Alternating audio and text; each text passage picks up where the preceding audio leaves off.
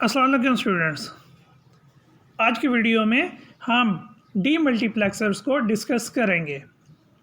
अगर इससे पहले आपने मेरी मल्टीप्लेक्सर्स वाली वीडियो लेक्चर अटेंड नहीं किया तो मैं आपसे पहले रिक्वेस्ट करूंगा कि वो लेक्चर अटेंड कर ले, क्यों वो फाउंडेशंस का काम करेगा इस लेक्चर्स को अंडरस्टैंड करने में। अगर आप उस लेक्चर्स को अटेंड नहीं करते तो आपकी जो अंडरस्टैंडिंग है डी मल्टीप्लेक्सर्स के बारे में वो इतने अच्छे तरीके से बिल्ट नहीं हो सकेगी।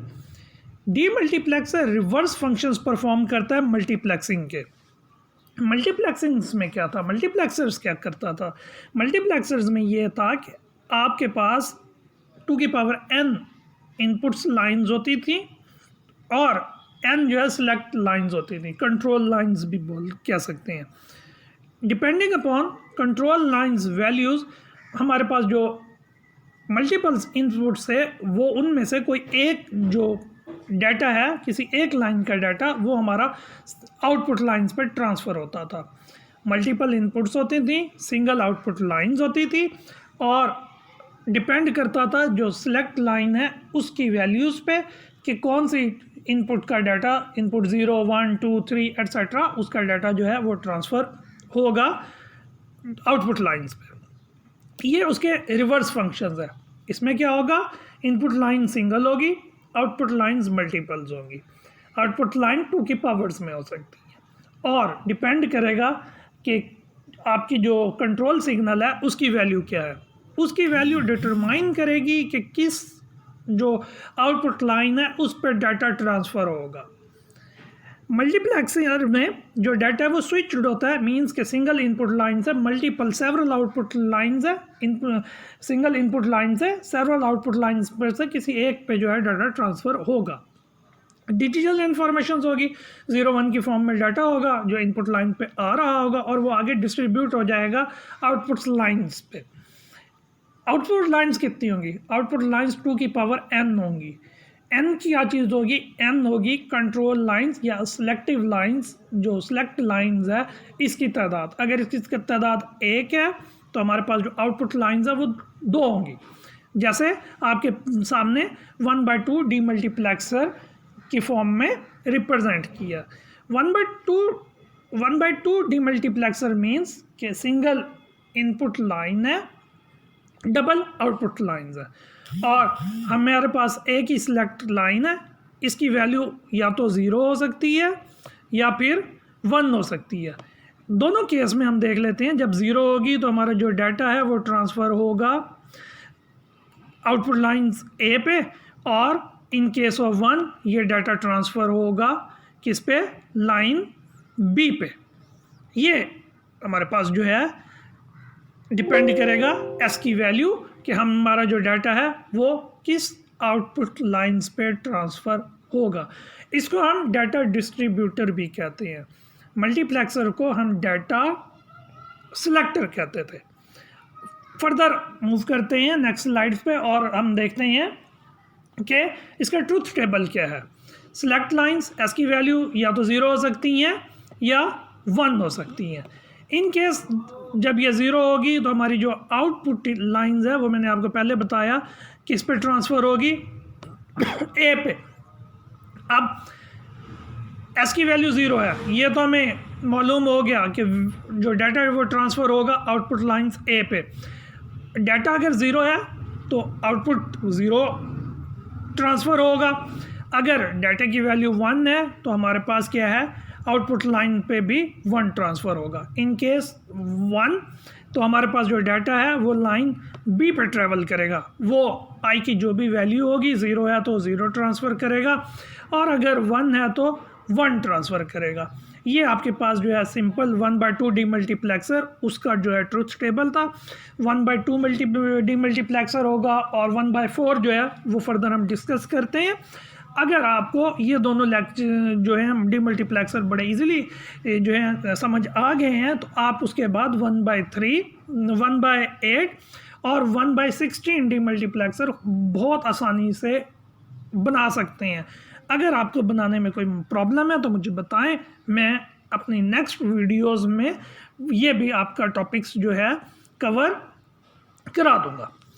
1/4 मल्टीप्लेक्सर, यहाँ से ही हमें मालूम हो गया कि जी एक इनपुट लाइन होगी जिसको आई से रिप्रेजेंट किया और 4 हमारे पास आउटपुट लाइंस होंगी, और हमारे जो डाटा डिपेंड करता है वो किस पे करता है, सिलेक्ट लाइंस पे। सिलेक्ट लाइंस अब हमारे पास कितनी है, 2।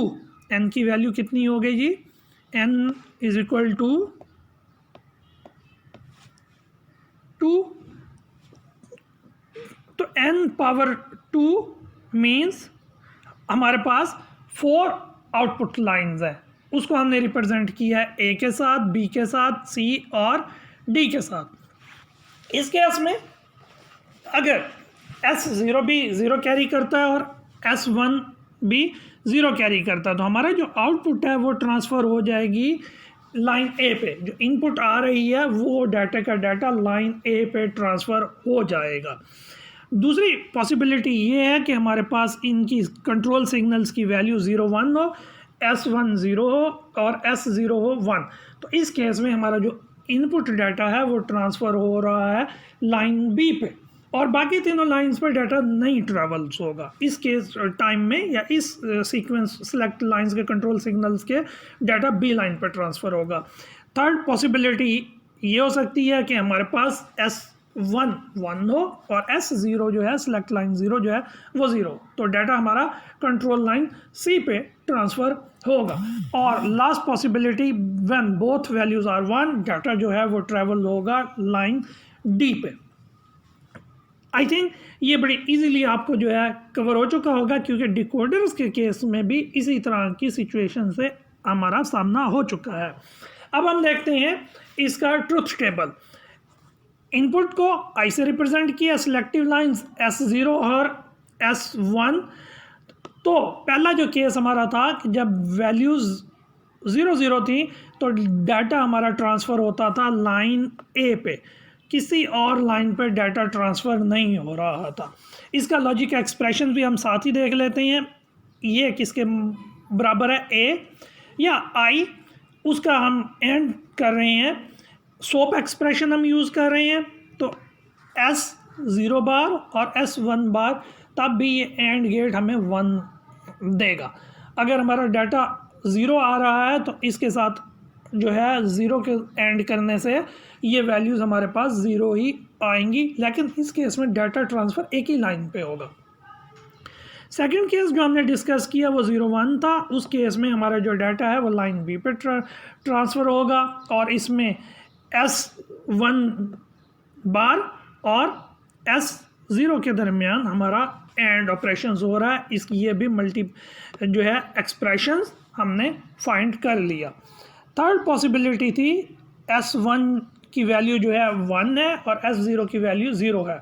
इस केस में हमारे पास जो एक्सप्रेशन हासिल हुआ वो था S0 बार। तो हम इसका एंड करेंगे S1 के साथ, S0 बाहर का, और जो हमारे पास इनपुट लाइंस है उसका, इन तीनों का, और हमारे पास जो एक्सप्रेशन है वो हासिल होगा जो है C S1 और S0 बार। Last case possibility when both values are 1, तो हमारे पास जो एक्सप्रेशन हासिल हो रहा है वो है D S1 और S0। इसमें हमें बार की ज़रूरत नहीं है क्योंकि दोनों वैल्यूज़ जो हैं वो 1 है, और जो भी हमारी इनपुट की वैल्यू होगी आई की, उसका हम इसके साथ एंड कर लेंगे। इस तरीके से हमें 4 एक्सप्रेशन हर एक डिवाइस के लिए अलग अलग से मिल गए हैं।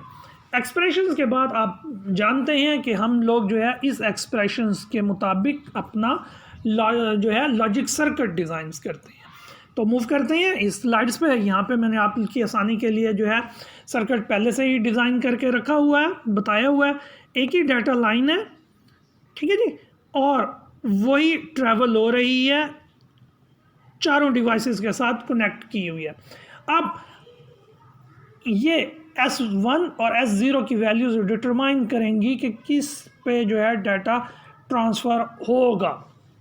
इन केस बोथ वैल्यूज़ आर 0, अब क्या होगा, बोथ वैल्यू 0 हैं तो यहाँ पे डाटा क्या हो जाएगा 1, और इस केस में आपको मालूम ही है कि यहाँ पे हम जो है हमारा जो डाटा है वो ट्रांसफ़र होगा लाइन ए पे।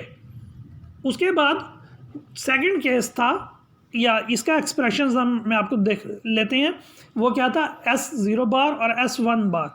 तो आप देखें इस जो एंड गेट है इसको हमने कनेक्ट किया हुआ है दोनों नेगेटिव या दोनों के इन्वर्स के साथ, S0 इन्वर्स के साथ और S1 इन्वर्स के साथ। एक्सप्रेशन जो हमने हासिल किया था बी के लिए वो था S1 बार और S0।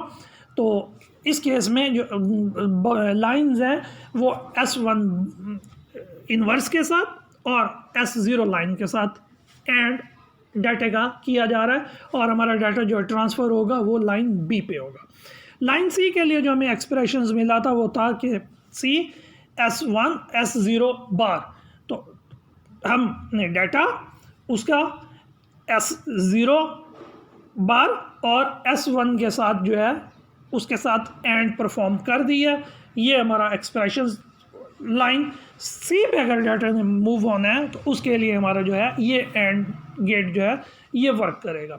लास्ट केस में when both values are 1 it's mean कि हमने जो है दोनों को जो है नेगेटिव वैल्यू से या इन्वर्स से कनेक्ट नहीं करना, इस एंड गेट को हमने इसकी ओरिजिनल वैल्यू के साथ कनेक्ट कर दिया और इन डाटा के साथ लाइंस के साथ ये एंड गेट परफॉर्म करेगा डी के लिए। अगर इन दोनों की कंट्रोल लाइंस की वैल्यूज़ 1 1 है तो हमारा डाटा लाइन डी पे ट्रांसफ़र होगा, और ये उसका जो है हमने अभी हासिल किया है लॉजिक सर्किट।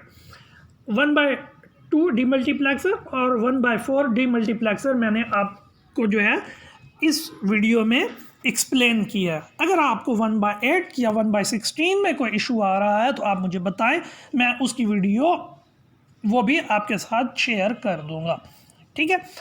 अब लास्ट रिक्वेस्ट कि अगर आपने मेरा चैनल अभी तक सब्सक्राइब नहीं किया तो काइंडली जो है इसको सब्सक्राइब कर दें और बेल नोटिफिकेशंस का बटन जो है इसको भी क्लिक कर दें ताकि मेरी हर आने वाली नई वीडियो का आपको नोटिफिकेशंस मिल जाए।